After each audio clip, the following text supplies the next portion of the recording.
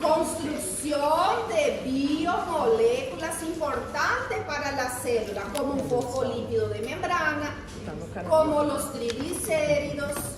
Ella es otra vez una molécula para que el hígado pueda fabricar de nuevo glucosa si así necesita.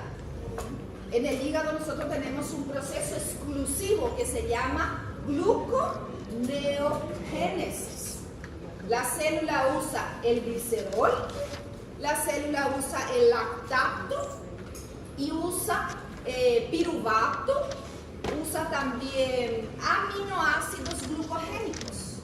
De los 20 aminoácidos que están circulando en nuestras células, 18 son gluconeogénicos y solo 2 son cetogénicos.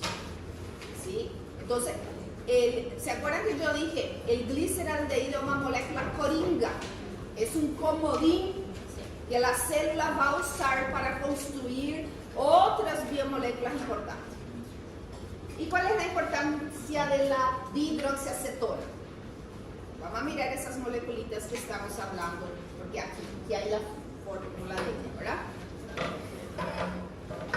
¿Cuál era la importancia de la dihidroxiacetona? Es el cuerpo cetónico más abundante de nuestras células. Nuestra célula está fabricando cuerpo cetónico y la dihidroxiacetona es uno de ellos. Estamos fabricando eso a partir de los carbohidratos, a partir de la glucosa. También fabricamos cuerpo cetónico a partir de ácidos grasos, pero también a partir de los carbohidratos. Y aquí está la dihidroxiacetona. Es un cuerpo cetónico más abundante. Y hay 3 tipos de cuerpos cetónicos en nuestra célula. Ella es un tipo. Después hay otro tipo que se llama acetoacetil. Aceto, ¿verdad? De cetona, acetoacetil. Y eso se fabrica, por ejemplo, de los ácidos grasos. Se va a transformar en acetoacetil-CoA. Después se degrada y se transforma en acetil-CoA. Que ustedes ya saben su función, mover el ciclo de Krebs, una vía metabólica de oxidorreducción para obtener nucleótidos reducidos como NAD y FAT. Y a partir de ahí vamos a fabricar ATP. Entonces, estas son moléculas coringas claves que mueven el metabolismo celular. ¿Sí? Tetrosa no vimos ninguna importante. Después vimos pentosa importante. ¿Cuál era la pentosa importante que vimos? Ribosa y su hermanita desoxirribosa. Fundamental para la estructura de otras moléculas como los ácidos nucleicos, los nucleótidos energéticos, ATP, GTP, UTP. Y ustedes ya saben que esos nucleótidos no son solo energía, no tienen solo la función de transportar, de almacenar, de entregar energía, sino que ellos tienen la función también de ser mensajeros químicos. El AMP cíclico, ¿de dónde sale? Del ATP. Y el GMP cíclico, del GTP, ¿verdad? De ahí salen esos segundos mensajeros que desencadenan funciones biológicas, que ponen en marcha el metabolismo celular. La célula, ella no va a tomar decisiones por así, ella necesita de un estímulo. Y un estímulo intracelular son los segundos mensajeros. Y el AMP cíclico y el GMP cíclico, que son nucleótidos y todos ellos tienen ribosa en su estructura, son los segundos mensajeros más abundantes de nuestras células después del calcio. El primero es calcio. Y después viene AMP cíclico y después viene GMP cíclico. ¿Se acuerdan de las proteínas G? ¿Verdad? Señalizador intracelular. Después, exosas, las que tienen 6 carbonos. ¿Qué vimos? ¿Qué citamos? Glucosa, galactosa y fructosa. Y bueno, esos son los monosacáridos que ustedes tienen que saber. Ahí estamos viendo estos 2 monosacáridos que mencionamos, glyceraldehyde, ellos van a tener esta estructura ciclada. Ellos pueden adquirir esta estructura ciclada de pirano o furano. No, ¿por qué? Porque no hay carbono suficiente para formar un ciclo, un anillo ciclado. ¿Cuántos carbonos yo necesito para formar esto? Mínimo 5. 1, 2, 3, 4, 5. Entonces, ¿quiénes son las que van a poder hacer este anillo? Sabiendo que siempre uno tiene que quedar aquí afuera. Porque a través de este carbonito que tiene este grupo alcohol, ella va a poder combinarse con otras cosas. Si no, ella prácticamente va a ser una molécula inútil ahí. Ella no va a poder ligarse con otro compuesto, ella no va a poder ser un azúcar reductor. Todos estos monosacáridos, una de sus características es tener un poder reductor. ¿Sí? Bueno, y para la molécula furano, ¿cuánto carbono necesito? 4, ¿verdad? Era así, 1, 2, 3, 4 para hacer el anillo, ¿verdad? Y queda un carbonito, entonces necesito de una pentosa. Una hexosa como la frutosa va a tener esa forma porque quedó 5 carbonitos para poder hacer eso. ¿Verdad? Muy bien. Y por último, la clasificación era de acuerdo a la cantidad de esas unidades. Entonces aquí nosotros tenemos los monosacáridos, ¿verdad? Una triosa es un monosacárido, esto monosacárido, monosacárido, monosacáridos.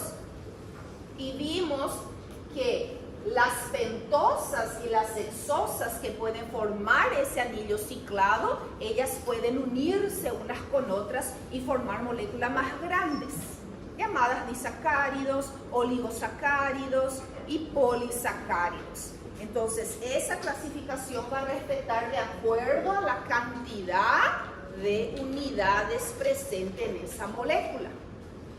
Entonces, podemos tener moléculas compuestas por 2 carbonitos, por 2 monosacáridos.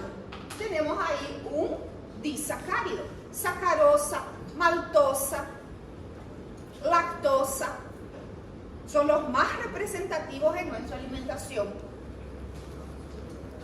Un oligosacárido en las membranas biológicas formando los glucos complejos, lo que formará o dará origen a nuestro glucocálix celular, que después eso se va a combinar otra vez con otros compuestos, con otras proteínas incluso, y va a formar, por ejemplo, los proteoglicanos.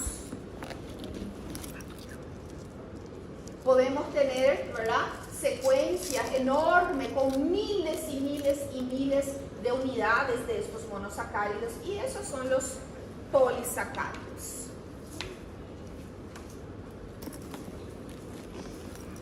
Entonces hoy vamos a hablar un poco más sobre los polisacáridos. Hablamos de lo que era un enlace hemicetal y hemiacetal, ¿verdad? Esto, ¿verdad?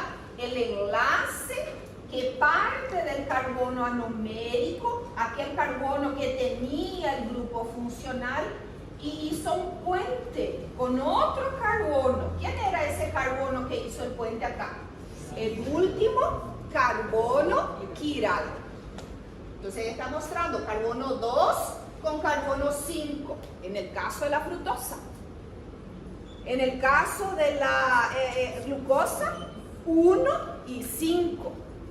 En el caso de la ribosa, 1 y 4. Ese va a ser el enlace hemicetal o hemiacetal, en ese caso que es una cetosa, y es esto es el átomo de oxígeno.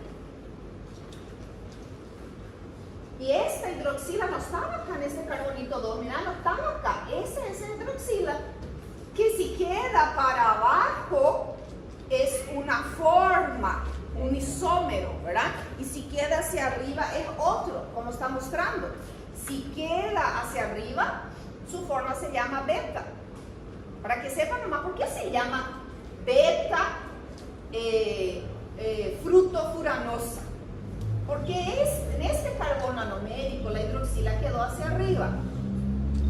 ella también puede quedar abajo, y eso ya dijimos que es aleatorio, y que según la teoría hay 50-50, ¿verdad? Sí. Funcionalmente hablando, ¿hay alguna diferencia? No, no hay diferencia, no hay diferencia. Y ahí están lo que ustedes tienen que conocer, ¿verdad? Tienen que saber los monosacáridos, agregando aquellas triosas que ya mencionamos. Hablamos del enlace O-glucosídico, ¿verdad? Hablamos del enlace O-glucosídico. Es un enlace característico que va a usar esas hidroxilas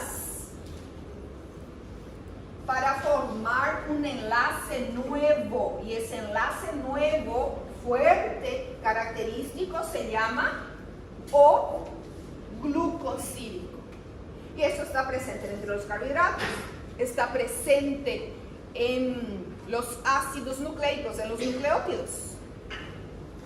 Ustedes vieron la estructura básica de un nucleótido el año pasado. ¿Cómo estaba formado un nucleótido? Un azúcar unido a una base, ¿verdad? ¿Y cómo se llamaba ese enlace? N, porque había un nitrógeno ahí, glucosídico. ¿Okay? Y nosotros necesitamos enzimas para romper esto, porque esto es muy fuerte, es muy estable. Si aquí hubo una reacción de deshidratación, mira, sacó una molécula de agua acá para formar ese enlace, entonces lo más obvio que va a hacer para poder romper, para poder hidrolizar este enlace, ¿qué se va a hacer? Hidratar, poner de nuevo agua. ¿Y quién hace eso? Las hidrolasas. Entonces tenemos hidrolasas importantes.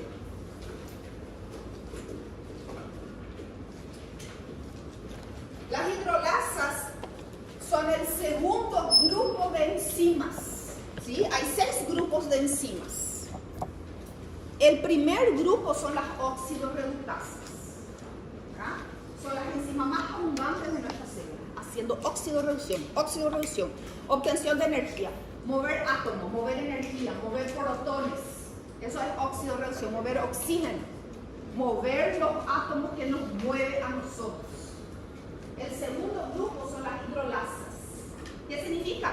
Romper, ¿verdad? Hidrolizar enlaces, romper, catabolizar. Tienen que saber que todas las enzimas digestivas son hidrolasas. Todas. Vamos a anotar acá. Todas las enzimas digestivas, boca, estómago, intestino, son hidrolasas. Por eso el agua era metabólica, porque si no hay agua para que esa enzima actúe, para que esa enzima pueda hidrolizar, no hay hidrólisis, no hay catálisis, no hay metabolismo. ¿Sí? Vamos a citar algunos ejemplos entonces de nuestras enzimas.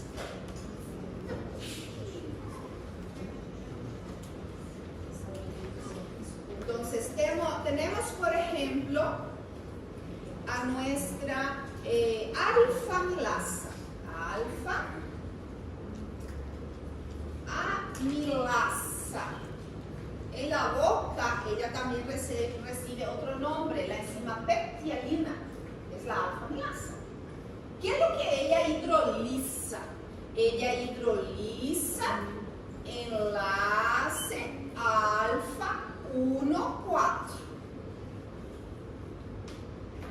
Ya voy a explicar después allá en el esquema. Vamos a citar otro ejemplo. Beta lactasa. ¿Qué es lo que enlace acá? Enlace.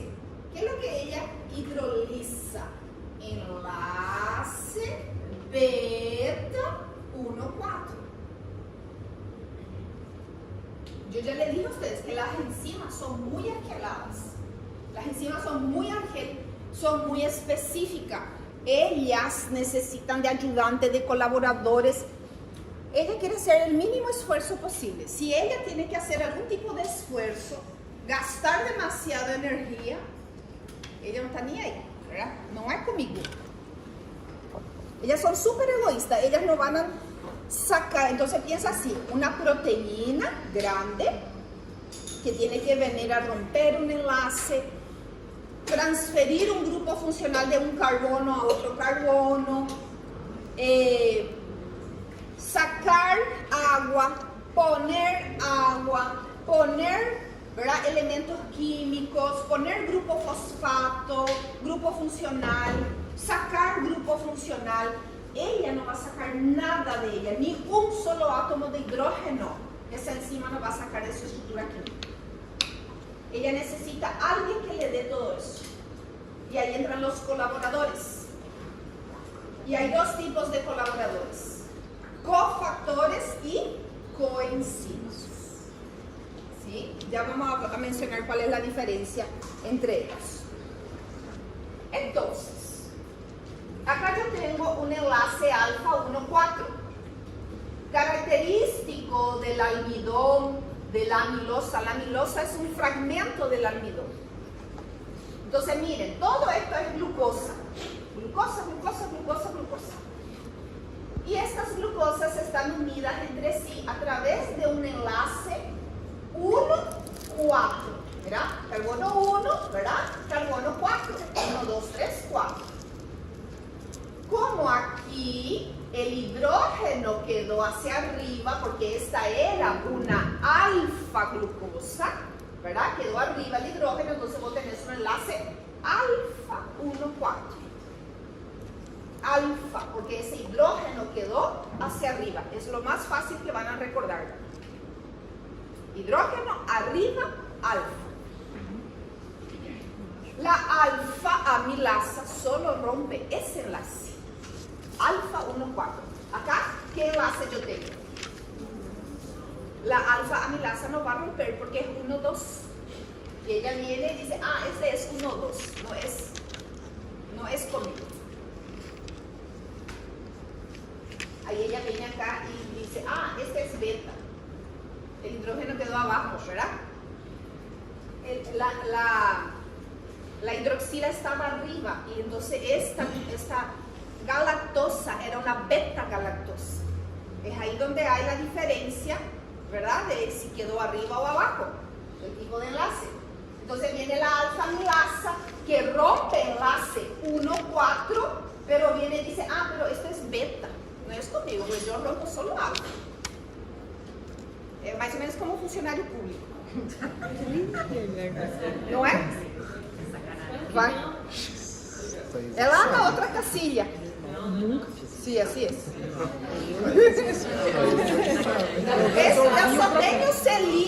Eu só tenho o selinho do alfa 1,4. Você quer beta 1,4? É com a minha colega do lado. Pode formar a fila de novo. Kyoto resolve. Protocolo de Kyoto. Então, tem um cavalo manco. E é específica. Cavalo manco não. Será? Tá passando muita medicação endovenosa, só evite. Então, y mire, Cavalo manco. nosotros tenemos la beta-lactasa que corta el enlace beta 1,4. Es la beta-lactasa que corta ese enlace característico de la lactosa. La celulosa que nosotros comemos con las frutas, las verduras, ¿verdad?, con las hortalizas, con los vegetales, tiene la celulosa. ¿Qué pasa con la celulosa? Beta 1,4. Pero la beta-lactasa no corta este enlace. Ella viene acá y dice, ah, esto no es un disacárido. Ah, esta no es la lactosa, esa es la celulosa.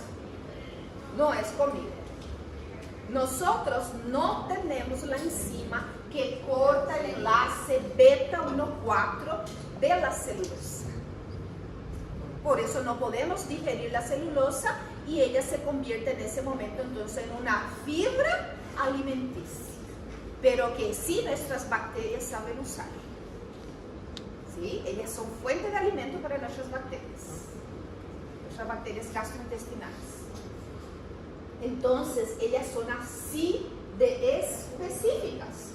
Entonces, tenemos que saber que de acá, que el enlace glucosílico es el enlace que va a unir a los monosacáridos entre sí. Es un enlace que se formó por deshidratación Y para poder, y que hay dos tipos de enlace, alfa y beta, de acuerdo a la posición. Ustedes no se van a recordar de la hidroxila, porque ustedes no están viendo la hidroxila ahí. Se van a recordar del hidrógeno, porque van a visualizar el hidrógeno ahí. Hidrógeno arriba, alfa. Hidrógeno abajo, beta. Y que hay enzimas muy específicas que solo van a reconocer enlaces alfa o enlaces beta, que van a reconocer el sustrato. Hay una enzima que corta ese enlace alfa 1,2 y se llama disacaridasa.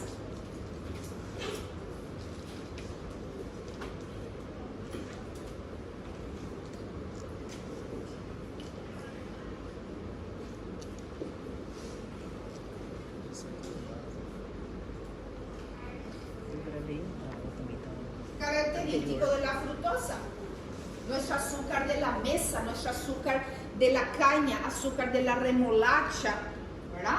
Entonces ese es un azúcar rico en sacarosa, y las disacaridasas cortan ese enlace alfa 1,2 de la sacarosa.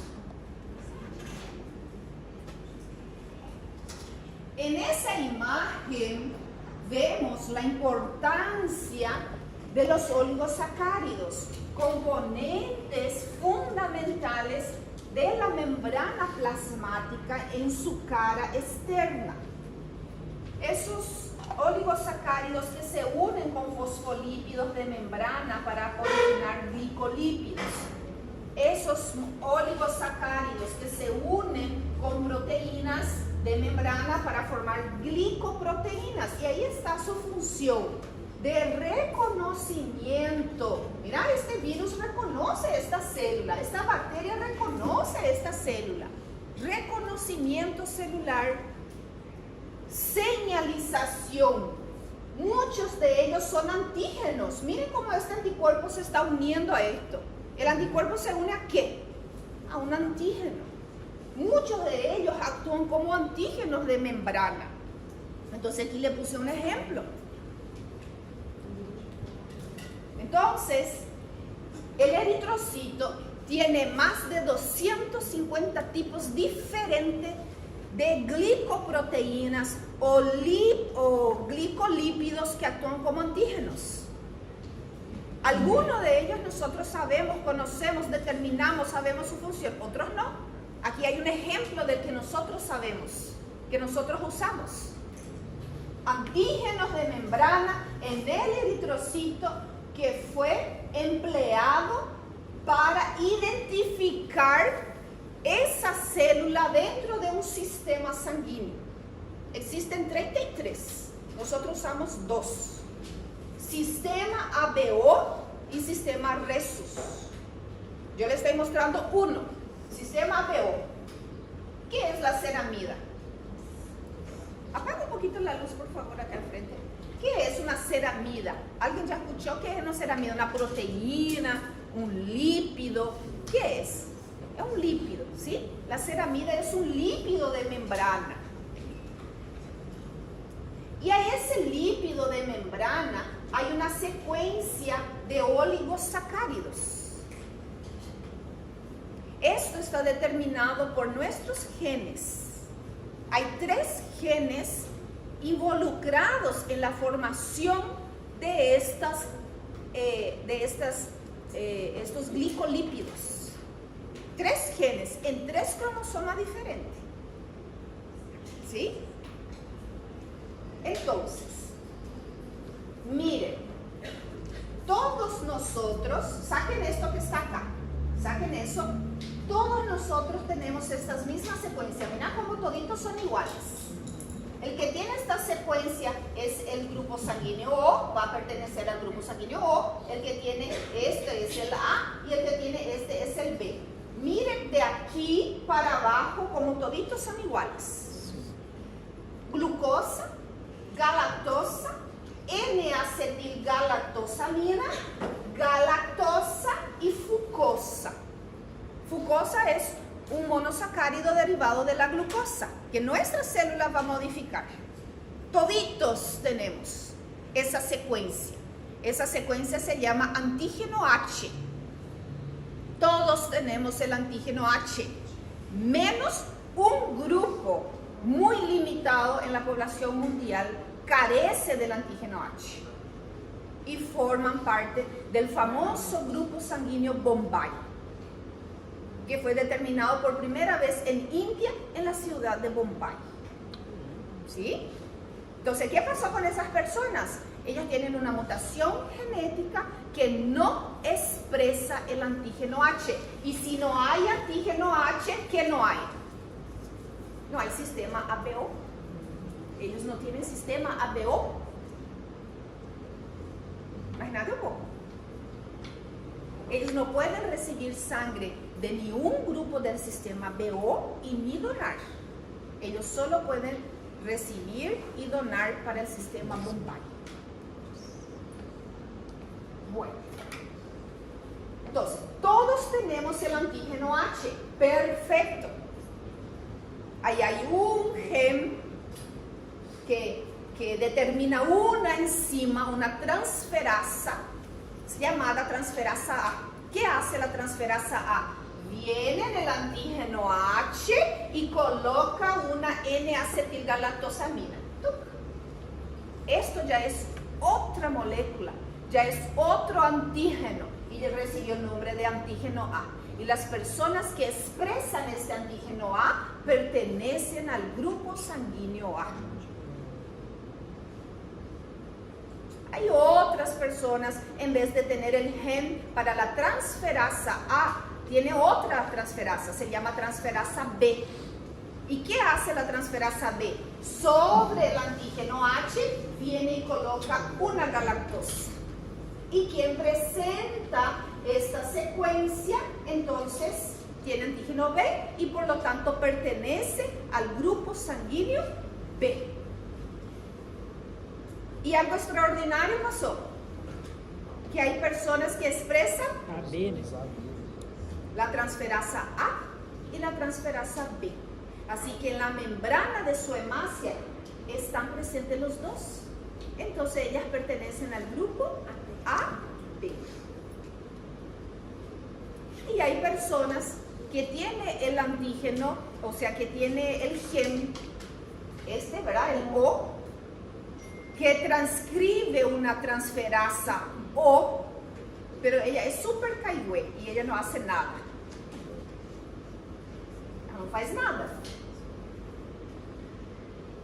Entonces ella no puso nada acá, porque ella es una enzima afuncional.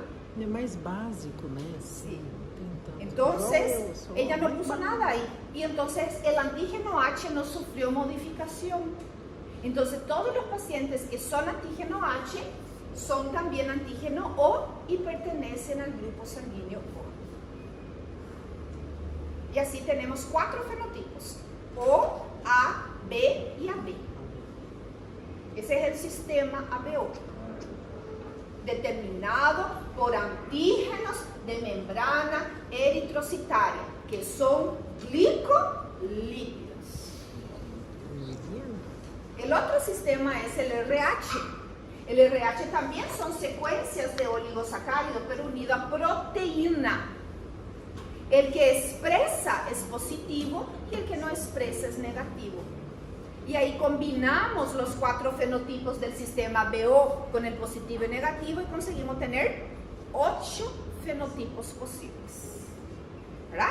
A positivo, A negativo. B positivo, B negativo. Y esa determinación ustedes van a hacer en el laboratorio. Van a tomarse las muestras de sangre entre ustedes en las primeras prácticas y vamos a hacer con esa sangre el grupo sanguíneo, poniendo en evidencia este aprendizaje. Entonces, ¿qué vamos a hacer? El reactivo tiene el anticuerpo. Los hemoclasificadores tienen el anticuerpo que reconoce el antígeno A y el antígeno B y también el factor RH que se llama antígeno D. El factor RH recibió el nombre de antígeno D. Entonces ustedes van a poner en contacto esos anticuerpos que están en el frasco del reactivo que se saca de la sangre del caballo.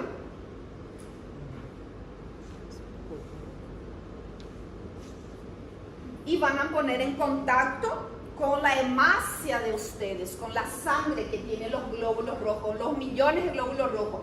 Y vamos a estimular la formación de inmunocomplejos, la unión del antígeno con su anticuerpo. Y eso va a precipitar ahí, va a formar una hemoaglutinación que es visible a simple vista. Y ustedes van a poder clasificar su sangre. Si no ocurre ninguna reacción, es porque no hay el antígeno, ¿verdad?, que se une con ese anticuerpo. ¿Y quién es el antígeno que no se une al anticuerpo? El O. Entonces, si no reaccionó ahí en el frasquito, en la gotita del antígeno, del anticuerpo A ni B, entonces si no es A ni B, es O. Y si es A y B, AB. Tienen que aprender bien eso. No puede quedar ninguna duda, porque ustedes van a tener muchos pacientes para hacer grupo sanguíneo. Imagínate si ustedes se equivocan. Nosotros vamos a hacer la inspección médica de la Liga Paranaense de básquetbol y de fútbol. Ustedes le van a sacar la sangre a ellos. Van a hacer el hemograma y van a hacer su grupo sanguíneo. Imagínate si ustedes se equivocan. Entonces tienen que aprender, no es así nomás. Tiene su procedimiento, tiene su tiempo de espera, tiene su forma de homogenización y la visualización correcta. Hay algunos grupos sanguíneos que son muy expresivos. Vos miras y no hay error. Pero hay otro grupo sanguíneo que es súper chato. ¿Quién quiere un grupo sanguíneo chato? El B. ¿Quién quiere B aquí? ¿Quién quiere B? El B a veces no reacciona, el A reacciona que vos ves coágulo, vos ves coágulo en la lámpara. Y el B es muy finito y vos te queda la duda, coágulo o no coágulo, coágulo o no coágulo. Es chato.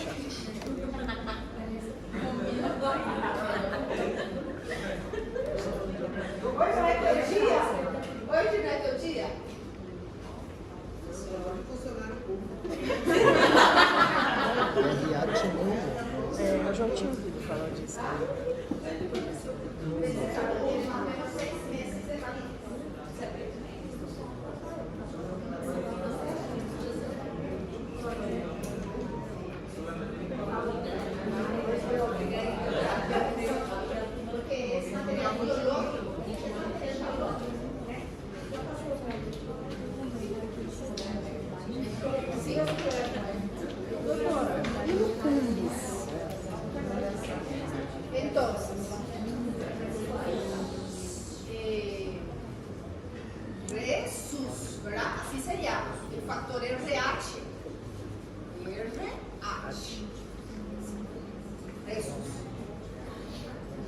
Es una glicoproteína en la membrana plasmática, encontrado por ese señor, que fue el mismo que hizo la clasificación del sistema PO.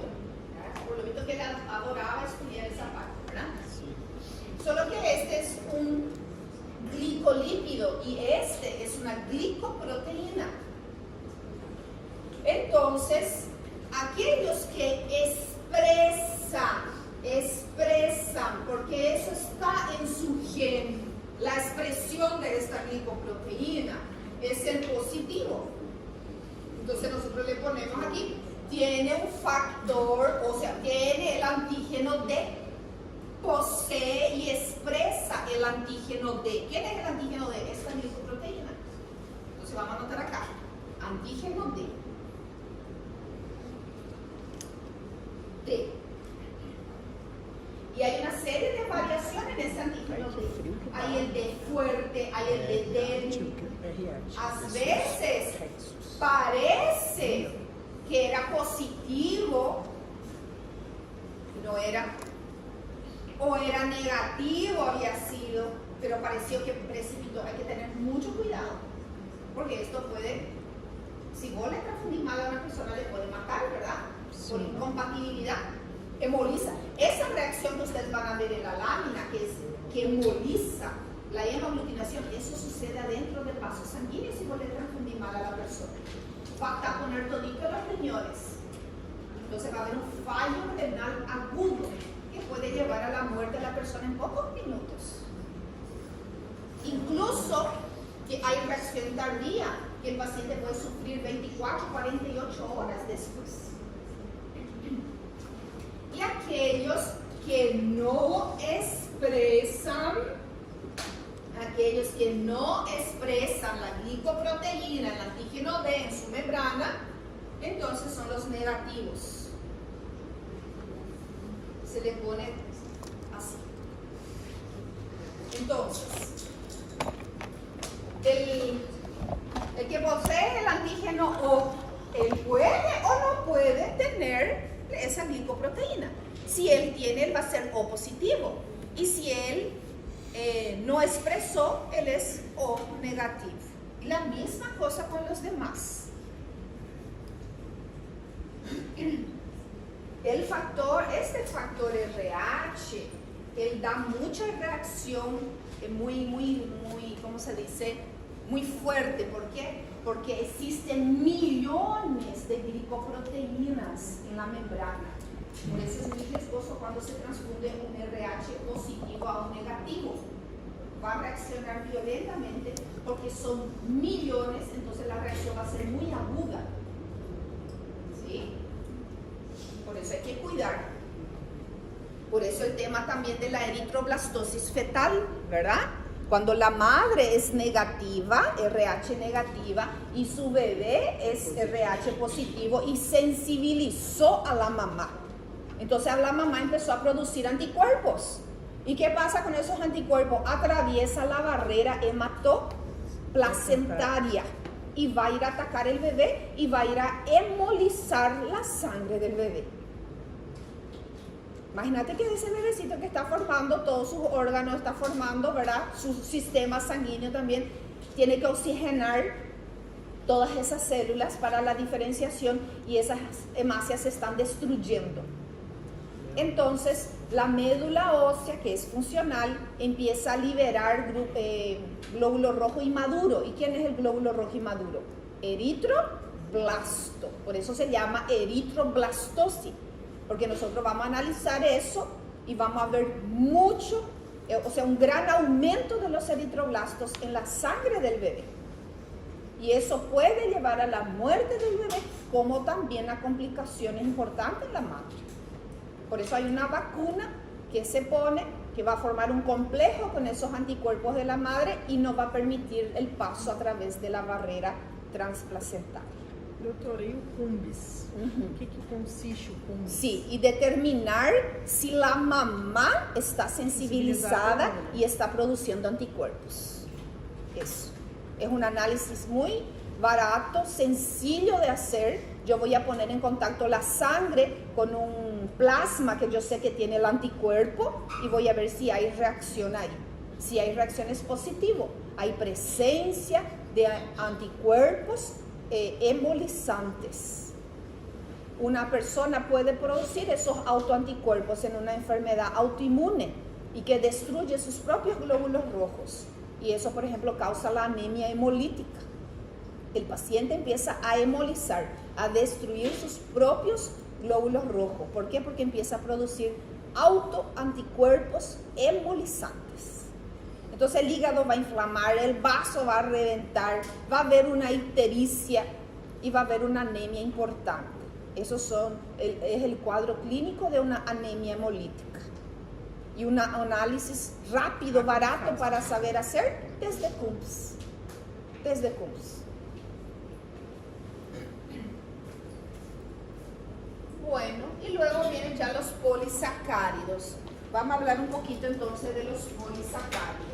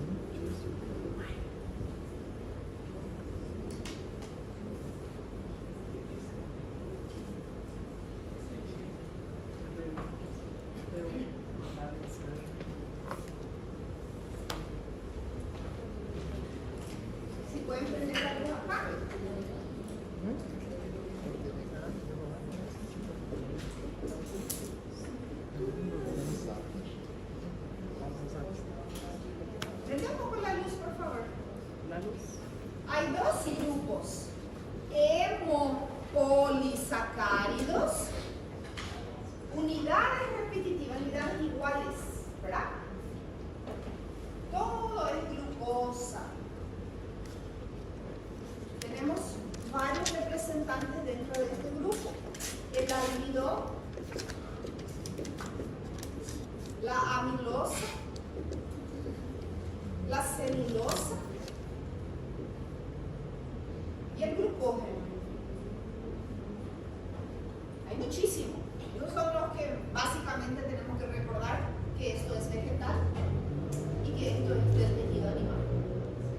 Todo tiene solamente unidades repetitivas de glucosa.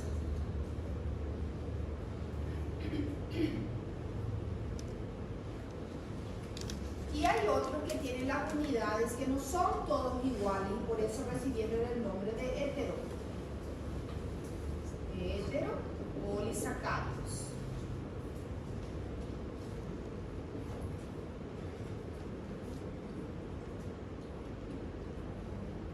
El ácido hialurónico,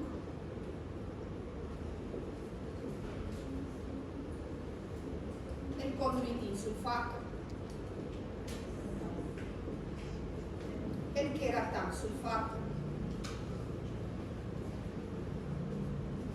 el dermatansulfato, la heparina, que cumplen diversas funciones en nuestros tejidos y todos ellos así juntos reciben el nombre de glucosaminoglicanos.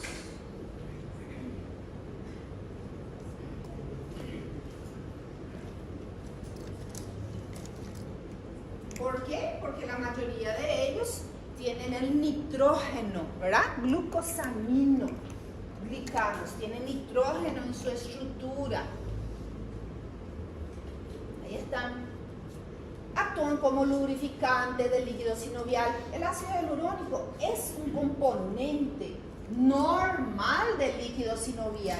Y ustedes saben la importancia de ese líquido sinovial: protección, hidratación, nutrición, ¿verdad? El tejido cartilaginoso tiene vascularización, tiene vasos sanguíneos.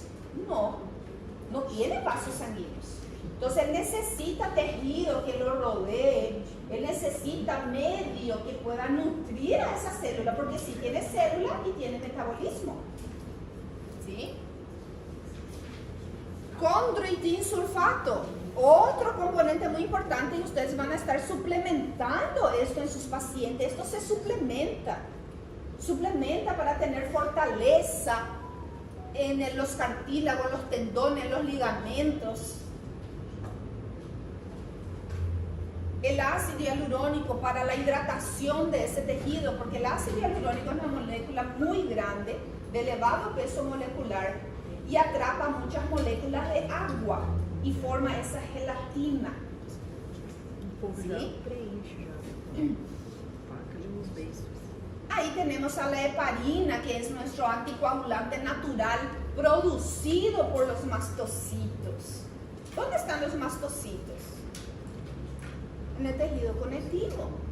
Ella es una de las células básicas del tejido conectivo: el mastocito, el fibroblasto, el fibrocito, el tejido, el adipocito.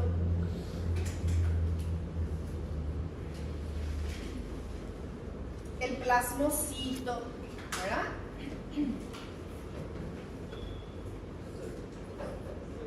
Sí.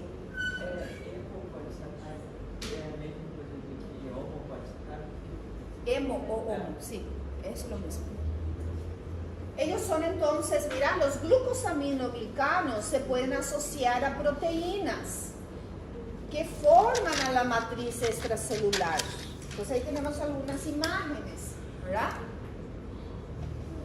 De esos complejos proteicos con estos glucosaminoglicanos, ¿verdad? Esto está simbolizando esos carbohidratos unidos a las proteínas.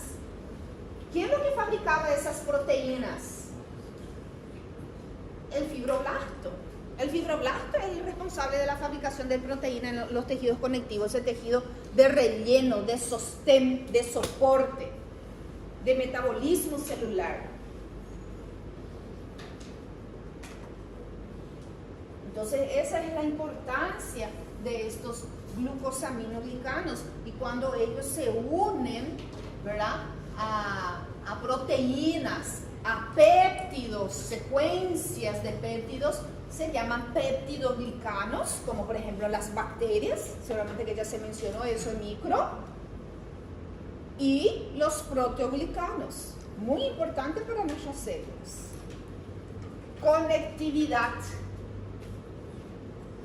fortaleza, sostén. ¿Y qué otra cosa tenemos que saber? Que estos glucosaminoglicanos, que son producidos básicamente en el retículo endoplásmico y en el aparato de Golgi, tiene un metabolismo normal. Y cuando ese metabolismo normal está en desequilibrio, la formación y la renovación de ellos, ¿verdad?, está en desequilibrio, sea por un factor genético, la mayoría es por un factor genético, por la falta de una enzima. Esto va a ocasionar patologías que se llaman mucopolisacaridosis. El acúmulo de estos proteoglicanos, de estos glucosaminoglicanos en los tejidos, y que va a causar la deformación musculoesquelética de una persona. Entonces se ha identificado más de 7 tipos de síndromes, como por ejemplo el síndrome de Hurler, el síndrome de Hunter, el síndrome de Morquio, donde los niños prácticamente que nacen, ellos nacen con esto, estanca su crecimiento más o menos en la etapa de 2 a 4 años.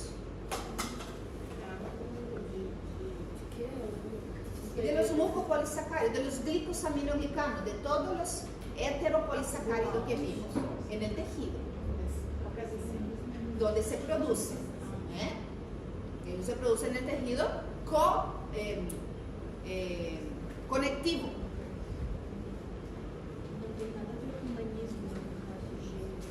No. Ellos tienen microcefalia, ellos tienen deformaciones óseas en la mandíbula, ellos tienen la boca grande, la lengua sale afuera, ellos sufren mucho de la cifosis torácica y lumbar, ellos tienen problemas valvulares. ¿Por qué? Porque era un componente indispensable de los cartílagos, de las válvulas. Ellos tienen problemas bronquiales, porque son componentes del cartílago de los bronquios.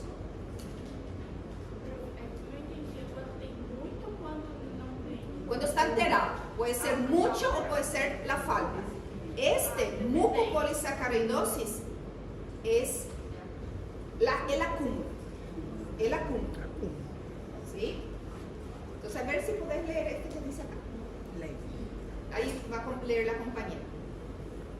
Las mucopolissacaridoses são grupo de enfermedades raras de baja prevalência caracterizadas por la deficiência de enzimas que participam em el metabolismo glucosaminoglicanos a nível lisosomal. Hasta ahí. Entonces, nuestras células producen todo eso que ustedes notaron ahí. Donde aparato de Golgi y retículo endoplásmico. Los lisosomas son los encargados de hacer la renovación. Las enzimas que contienen los lisosomas son los capaces de hidrolizar, romper y renovar. Esa renovación va ocurriendo en un metabolismo normal cada vez que el cuerpo necesita, ¿verdad? Imaginen cuando nosotros tenemos una fractura, cuando tenemos una lesión, o en una etapa donde hay un crecimiento normal de todos esos tejidos, ¿verdad? Durante la niñez, por ejemplo. Entonces hay un metabolismo normal ahí. Y estos síndromes que fueron catalogados por factores genéticos es por la carencia de una o más enzimas responsables en esa renovación. Entonces eso es lo que está contando ahí. Puede seguir. Se caracteriza por acumulação do glucosaminoglicanos intracelular, procedendo alterações de múltiplos órgãos e sistemas. Su diagnóstico se basa en el conocimiento de las manifestaciones clínicas, realizar al análisis bioquímico para identificar el tipo de glucosaminoglucanos que está acumulando y confirmar el tipo de enfermedad con la determinación enzimática correspondiente.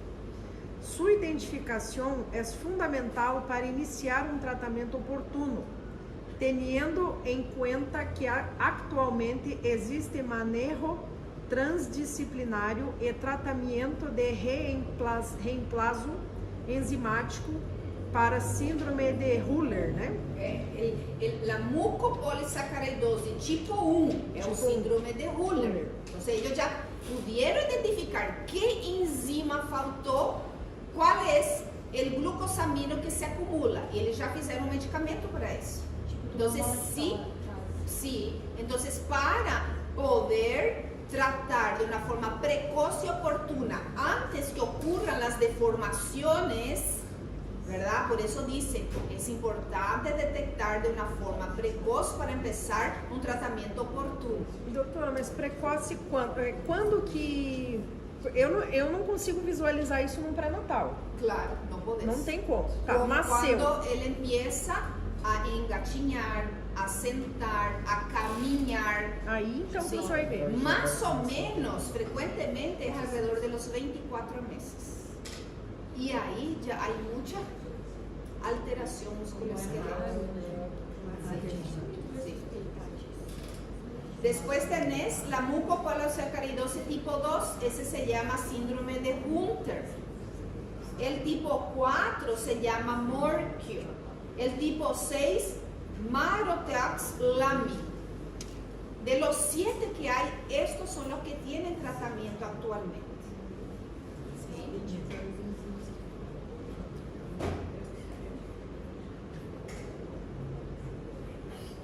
E é muito caro, doutor, esse Sí, tratamento? caros.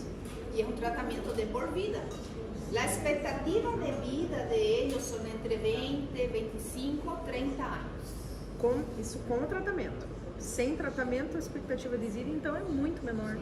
Por los problemas valvulares, por la cifosis, ¿verdad? De la columna, que es muy pronunciada, la deformación de la columna vertebral, la microcefalia, ¿verdad? Yo no sé cuánto es la expectativa de vida de un niño con microcefalia. ¿Tenés idea? Não posso afirmar, 7 a 10 mas anos. não chega à adolescência, geralmente. 7 a 10 años. Ellos sufren de microcefalia. Não vê adultos com microcefalia, né? Só crianças. Na Zika deu bastante, né? Casos. Llega a la vida adulta. Entonces, con tratamiento, más o menos la expectativa de vida alrededor de 30 años. Deu, né? O primeiro ali, doutora, o primeiro eu nem notei nada de diferente. Esse é o de Mas assim, a simples vista, é o menos parece normal, né? afetado, verdade? O segundo, Então, o terceiro já parece. O problema é na estatura, de repente, verdade? Então, vamos investigar se é um enanismo, não acha nada, verdade? E vai descarte, verdade? ¿Sabes qué? También lo que suelo escuchar que se menciona en esos casos, problemas en la marcha. El niño es muy molengão, né? Não tem uma marcha coordenada. Vocês já viram, de repente, uma criança normal, pero, ¿verdad? Va a correr e é todo desengonçado. Né? Não consegue ter uma coordenação direita com o movimento dos braços e das pernas. Isso, por exemplo, se observa bastante. Tem Na puericultura, a gente seria o ideal já ver isso, né? Se tem alguma coisa errada, você já... Na análise se podia já, como é algo raro, então não forma parte do teste del prenatal, del teste del piecito, porque poderia ser seguramente, mas como é raro, daí não compensa, não né? compensa. Mas a mãe pode tomar algum vitamina, algum medicamento para evitar isso? Porque se está nojento, não tem como, hasta ahora que eu sei, verdade, algum tratamento silenciador desse tipo. Não é. Bueno, vamos mencionar, ¿verdad? Heteropolisacárido que dijimos, que son unidades diferentes. No quiero que sepan eso. Lo único que quiero que sepan es, por ejemplo, mira, puse dos ejemplos acá, el ácido y el urónico. Porque allá nosotros dijimos en los homopolisacáridos que son todos iguales. Y aquí ellos son diferentes, son secuencias de disacáridos distintos. En el caso del ácido hialurónico, nosotros tenemos el ácido D-glucurónico, obtenido a partir de la D-glucosa o la glucosa, ¿verdad? Entonces, esto era una glucosa que fue modificada aquí, donde tenía, esto era, ¿verdad? El carbono 6 de la glucosa. Fue cambiado por un grupo carboxilo. Y eso ahora se llama ácido glucurónico. La glucosa con el carbono 6, un grupo carboxilo. Nuestras células hacen eso, ¿sí? Las células del tejido conectivo. Esto también es la glucosa, solo que ahora otra enzima colocó aquí en el carbono 2 un grupo amino y un grupo acetilo. Un grupo cetónico colocó aquí. Entonces vos tenés el acetilglucosamina o N-acetil, ¿verdad? Este N referenciando el grupo amino, N-acetilglucosamina. Entonces el ácido glucurónico con el N-acetilglucosamina, que es un carbohidrato muy importante en las membranas porque ella es señalizadora, estaba ahí en el grupo del sistema BO, está ahí en el grupo Rhesus. Esto es un disacárido y miren cómo ellos se unen, cómo forma ese enlace glucosídico diferente, carbono 2, carbono 1. Acá formó un disacárido. Y este disacárido se va a unir con otro disacárido igualito a él. Y así sucesivamente, miles y miles de repeticiones. Esa molécula generada es el ácido hialurónico. 25.000 unidades repetitivas de este disacárido. Ese es el ácido hialurónico. Acá tenemos a la heparina, que tiene carbohidratos sulfatados. Mira el azufre ahí, un xilofre. Entonces tenemos una enzima que transforma la glucosa en el ácido glucurónico y además acá en el carbono 2 puso un grupo sulfatado, un grupo sulfato. Y él se convirtió en ácido glucurónico sulfatado. Otra glucosa recibió acá en el carbono 2 un grupo amino y un grupo sulfato. Y acá en el carbono 6 otro grupo sulfato. Eso dio origen a una molécula que se llama glucosamina disulfatada.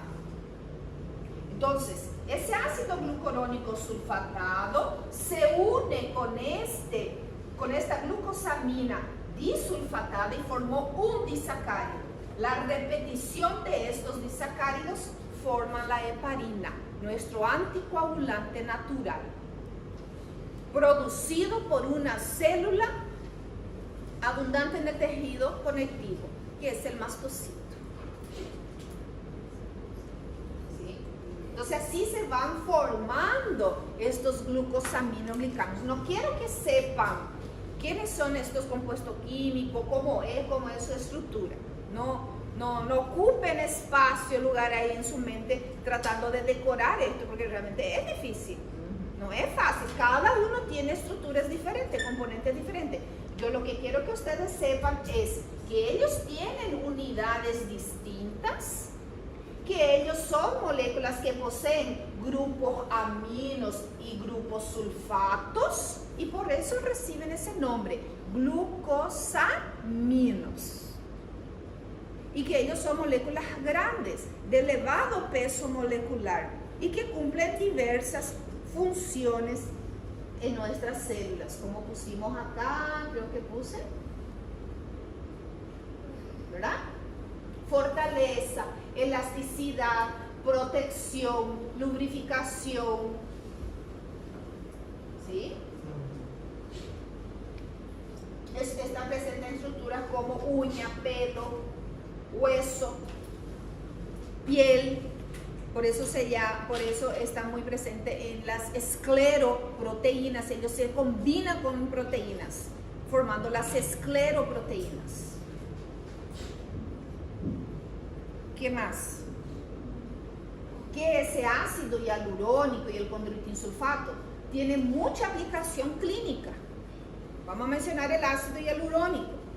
El ácido hialurónico es muy utilizado en ortopedia para hacer la infiltración en las articulaciones grandes para poder mejorar el dolor, el desgaste del cartílago, proteger, mejorar la nutrición y oxigenación de esos tejidos.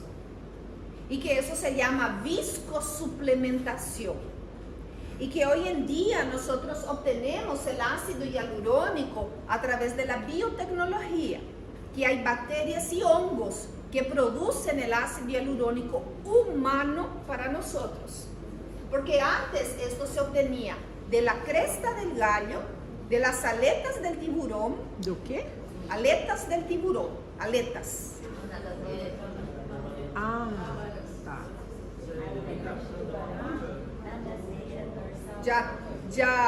Ya vieron una glucosamina, dice, obtenida de la aleta del tiburón, así dice en su etiqueta. Eso, cartílago del tiburón. Coitado do Sí. tiburão. Eso no es nada. Otra fuente de obtención del ácido hialurónico, humor vítreo del ojo de la vaca. Coitada da Sí. vaca também. Imagínate, o sea, todas aquellas vacas, ¿verdad? Que se van ¿cómo se llama? El matadero. Abatedouro. ¿né? Se sacaba los ojos, se enviaba eso al laboratorio, el laboratorio compra eso, ellos sacan el humor vítreo y purifican el ácido hialurónico que estaba ahí. Listo, toma, o ácido hialurónico listo en la jeringa. Hoy en día nosotros tenemos ácido hialurónico humano idéntico al nuestro, Ai, que bom, né? que Coitado. no va a dar ningún tipo de reacción alérgica, es muy seguro usar y es producido por biotecnología. Por eso es caro también. Cada jeringuita cuesta alrededor de 200, 220, 250 dólares. Doutora, só curiosidade, Sim. não tem a ver, mas é mesmo da estética, é mesmo que usa esse aqui? Es el mismo. Igualzinho? Solo va a diferenciar en la reticulación si es más espeso o menos espeso. Entonces el que he usado en la estética, por ejemplo, para hacer relleno acá del Bochecha. sí, del cigomático, de todo lo que es la fase, relleno, yo quiero que se quede ahí. Tiene que tener una mayor reticulación. Si yo quiero para hidratación, para sostén, ¿verdad? Para marcación, tiene que tener una menor reticulación. Skin Buster, né? Para el Skin Buster es bien fluido, porque yo lo que quiero es hidratar la piel. Yo quiero que eso atrape aguas de piel, moléculas de agua, y deje eso ahí debajo de la piel, deje la piel hidratada. Entonces, la viscosuplementación es una técnica de infiltrar el ácido hialurónico en una articulación grande, importante. Se puede infiltrar acá, en el codo, en la muñeca, en la rodilla es donde es más utilizado. Por un desgaste, por un dolor, por un proceso inflamatorio que el paciente tuvo ahí porque tuvo un golpe, ¿verdad? Porque tiene problema en el menisco y no quiere operar. Porque el paciente tiene una artrosis y llevarlo a una sala de cirugía porque ya tiene 80, 85, 90 años es riesgoso, es hipertenso, es diabético, es dislipidémico. Entonces esta sería una técnica paliativa para poder mejorar su movilidad y calmar el dolor. No va a regenerar nada acá. Si yo quiero regenerar estructuras, incluso el cartílago, se usa células madres. Si yo quiero regenerar vasos sanguíneos que están aquí alrededor, quiero mejorar y frenar realmente ese deterioro, esa degeneración articular, se puede usar, por ejemplo, el famoso plasma rico en plaquetas. Entonces, esos son terapias celulares. El ácido hialurónico no es una terapia celular, ¿verdad? Doutor, assim como na estética, ele vai sair também. Sí, Isso? claro, él tiene una vida media de 8 a 12 meses. 8 a 12 meses, eso se va a renovar porque las enzimas de los lisosomas están ahí para renovar. El paciente ya no tiene la capacidad de volver a renovar eso, entonces hay que volver a hacer una nueva infiltración. Entonces prácticamente se hace una cada año. ¿Podemos leer lo que dice acá, por favor? Acá la compañera de enfrente. La infiltración. Viscosuplementación, ¿qué es?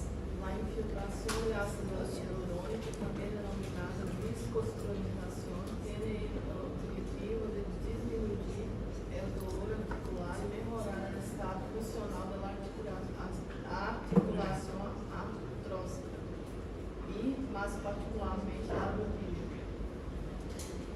Como dije, se puede aplicar cualquier parte, pero la rodilla es lo que más se usa, es más frecuente. ¿Por qué? Porque es el que más duele, el que más molesta, el paciente no puede caminar, es discapacitante. Después, sí. Esa rodilla no es por eso que se inflama mucho la persona Sí. que tiene eso. Claro, porque está rozando, porque ese cartílago ya está muy desgastado, entonces empieza a desgastarse, él tiene como un rielcito donde se encastra y eso empieza a tocar, ¿sí? Entonces empieza a haber problemas ahí, en esa patela, ¿verdad? Entonces yo tengo que infiltrar, bañar esa cápsula articular para poder frenar esa degeneración, volver otra vez a hidratar esa zona. Justamente la artrosis, ¿verdad? Eso se queda seco, es la pérdida de ese líquido sinovial y empieza a rozar cartílago con cartílago y empieza a desgastar. Y ese desgaste es doloroso, muy doloroso. Pacientes también que cuando caminan y hacen criptaciones, crack, crack, crack, crack, suena toda su articulación. Eso también hay que revisar si no está falseando y si no está tocando cartílago con cartílago. Al comienzo no es doloroso, pero cuando hay desgaste, ahí sí es doloroso. Y solamente se va a poder regenerar con terapia celular. Las células madre, por ejemplo, es muy costoso todavía, ¿verdad? Va a pagar ahí unos 30, 50, 60 millones de guaraníes para infiltrar células madre ahí. Después podemos hacer el plasma rico en plaqueta, que cuesta más o menos 1,5 millones, 2 millones por rodilla. Y unas 3 sesiones prácticamente saca el dolor del paciente y ayuda a regenerar las estructuras, ayuda a formar nuevos vasos sanguíneos. ¿Por qué? Porque las plaquetas tienen los factores biológicos de crecimiento, factores endodérmicos, factores que va a hacer que se fabriquen nuevos vasos sanguíneos ahí. Entonces eso es bastante interesante, ¿verdad? Sí. Sí, consegue. Ahí yo le puse un pequeño video que ustedes después van a asistir, porque ustedes tienen una tarea sobre este tema para hacer, ¿sí? Entonces hay un médico ahí que habla un poquito de la viscosuplementación, después ustedes van a asistir, van a hablar un poquito, van a buscar otra fuente de información y van a hacer un resumen en el cuaderno. ¿Está bien?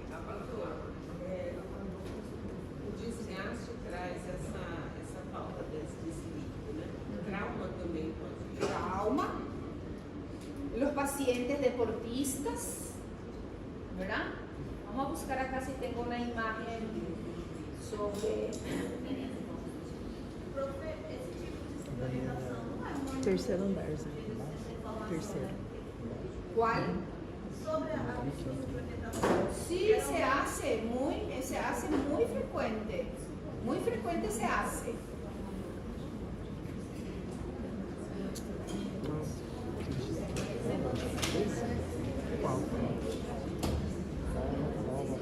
Sexta-feira que vem. Tem prova. Sexta-feira. Eu não tô. Posso olhar agora? Eu acho que. Vou ver se ela vai dar intervalo e eu vou parar de gravar. Hã? Se é o noivo? Vemos un poco la Se você for diferencia. noivo, ok, senão.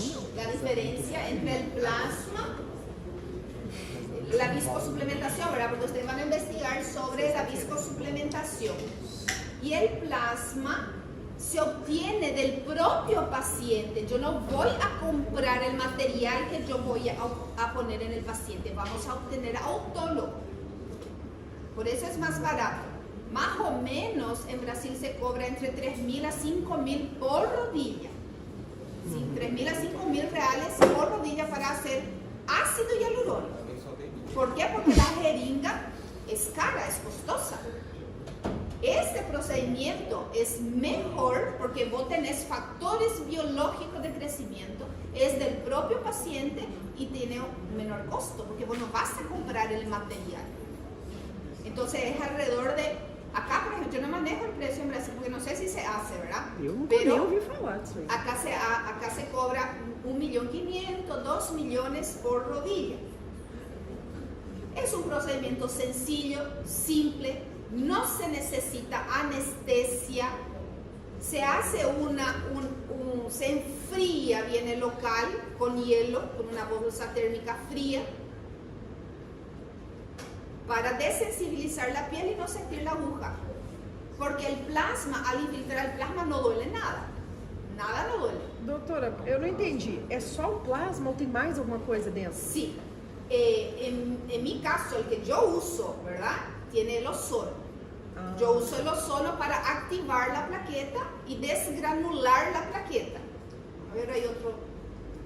Ai, que bom. No hay nada. Nada. En las mujeres o en los pacientes muy flaquitos, usamos la aguja 22G por 1,5.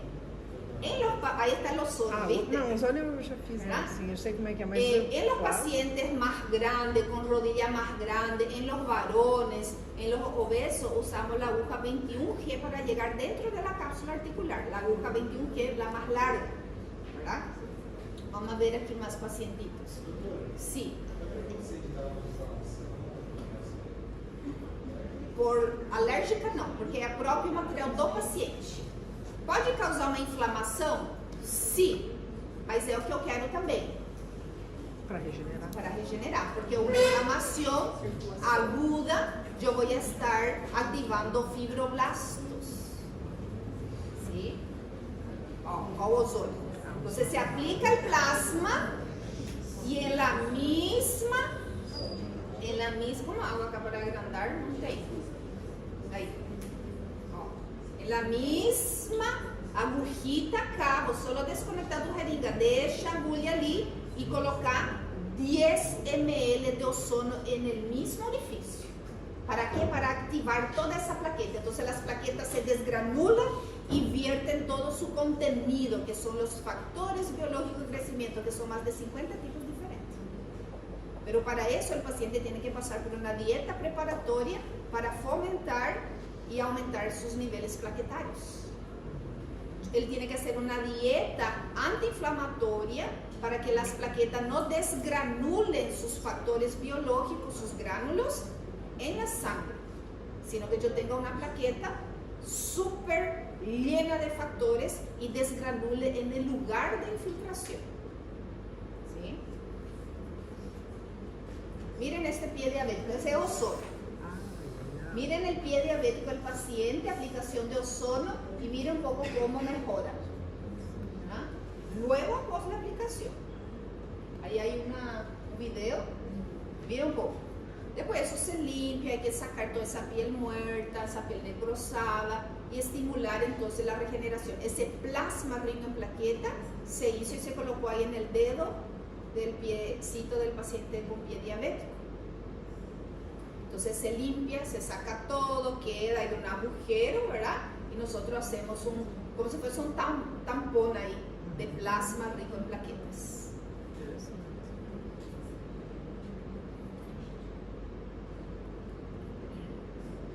Es el ozono. Aí sim não vai.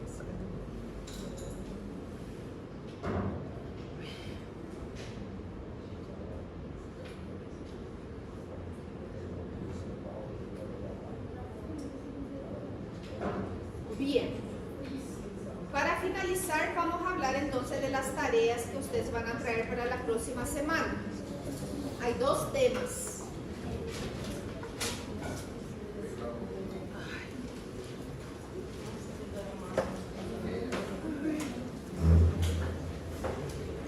Los indicadores están en la plataforma.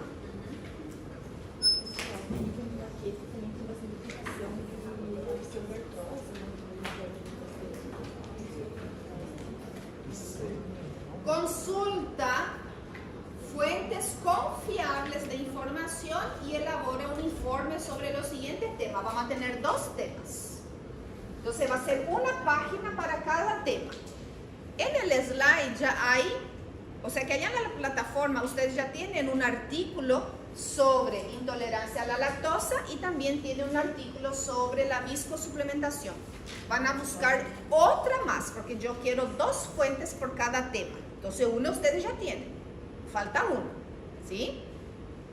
Entonces van a poner el encabezado, ya saben el encabezado, unidad 4, carbohidratos, tema, ácido hialurónico. Y ahí van a empezar, síntesis o obtención. ¿Cómo se obtiene el ácido hialurónico? Ya le conté, biotecnología, pero me van a contar un poquito más sobre eso. Uso en medicina. ¿Qué uso tiene el ácido hialurónico en medicina? Van a ver suplementación, infiltración, ortopedia, medicina estética. ¿Sí? Van a mencionar eso. ¿Qué es la viscosuplementación? ¿Cuál es la técnica de empleo y cuáles son sus fundamentos de uso? Entonces, una página, máximo 3. En una página va a entrar todo lo que yo quiero. Porque yo quiero saber el poder de síntesis que ustedes tienen. Si es que son capaces de contarme todo lo que yo pedí en un resumen de una página.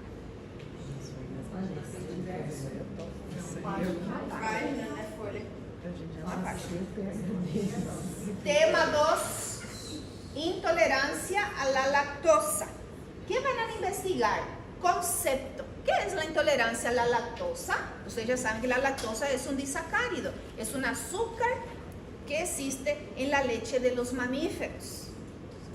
Entonces me van a decir, ¿qué es la intolerancia? ¿Qué tipos de intolerancia hay? ¿Cuáles son los tipos de intolerancia? ¿Sí? Hay la adquirida, hay la secundaria, hay la genética. ¿Cómo es? Hay la congénita, ¿verdad? Y me van a contar sobre los niveles de intolerancia. ¿Qué nivel hay? Leve, moderado, severo. Y luego me van a describir acá, esto es 2 o 3 líneas nada más. Y luego me van a describir las pruebas de estudio utilizadas para el diagnóstico. Cuando ustedes le van a diagnosticar a su paciente si tienen una intolerancia a la lactosa, ¿qué pruebas de exámenes laboratoriales existe para ayudarle a ustedes a llegar a ese diagnóstico certero y preciso? Entonces yo tengo una sospecha porque mi paciente me dice, ay, cada vez que consumo lácteo me infla la panza, tengo gases, tengo un desconfort, inclusive me da náusea. Bueno, entonces acá hay una sospecha de intolerancia a lactosa, pero yo no pude diagnosticar todavía, ¿verdad? Necesito pruebas complementarias para cerrar el diagnóstico. ¿Cuáles son esas pruebas? Y ahí ustedes van a investigar. Elabora un informe por tema. Entonces son 2 temas, son 2 informes, son 2 sellos.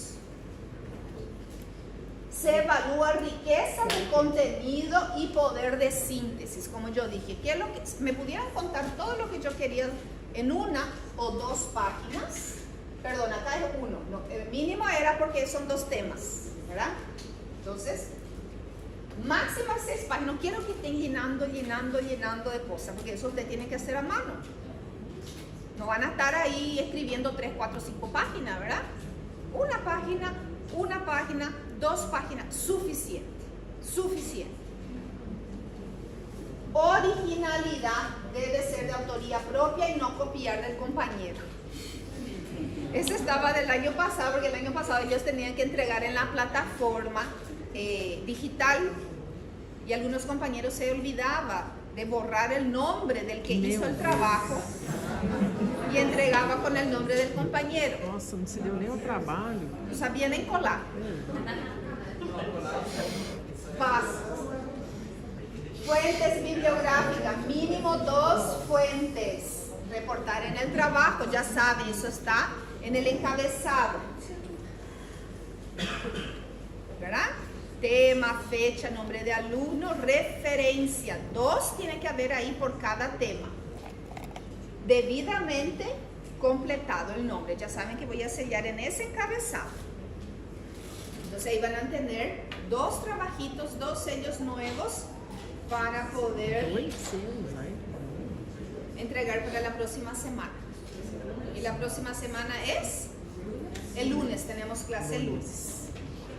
Y lunes nosotros terminamos nuestra unidad de carbohidratos, justamente hablando un poquito más sobre la viscosuplementación y hablando sobre la intolerancia a la lactosa. Y ahí terminamos carbohidratos. ¿Okay? Entonces es una cosa pequeña, chicos. Algo que yo ya quiero que ustedes ya vengan con un conocimiento básico, porque de eso vamos a hablar en la clase. Ué, não para de filmar? Ó. Ó que me falta. Não.